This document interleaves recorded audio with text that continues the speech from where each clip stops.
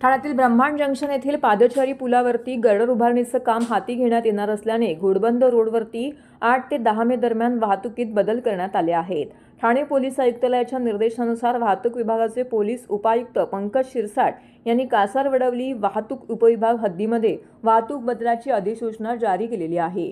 घोडबंदर रोडवरील ब्रह्मांड जंक्शन येथे मुल्लाबाग बस डेपोजवळील foot over bridge RPS joint venture private limited यांच्या वतीने गर्डर उभारणीचं काम करण्यात येणार आहे। हे काम 8 मे ते 10 दरम्यान सुरू राहणार आहे। त्यामुळे वाहतुकीत बदल करण्यात आलेले आहेत।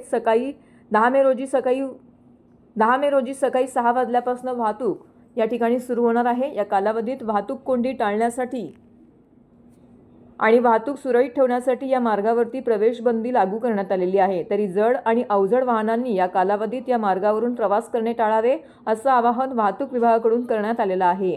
दरम्यान ही वाहतूक अधिसूचना पोलीस वाहने, अग्निशमन दल, रुग्णवाहिका, ग्रीन कॉरिडॉर, ऑक्सिजन गॅस वाहने तसेच इतर अत्यावश्यक सेवेतील वाहनांना लागू राहणार नसल्याचं वाहतूक विभागाने नमूद केलंय। घोडबंदर रोडवरील ब्रह्मांड सिग्नलकडून मानपाडा ब्रह्मांड सिग्नल मार्गे कापूरबावडी मार्गे जाणाऱ्या सर्व प्रकारच्या वाहनांना प्रवेश बंद करण्यात आलेला आहे। तसेच MG मोटर शोरूम मानपाडा येथून मानपाडा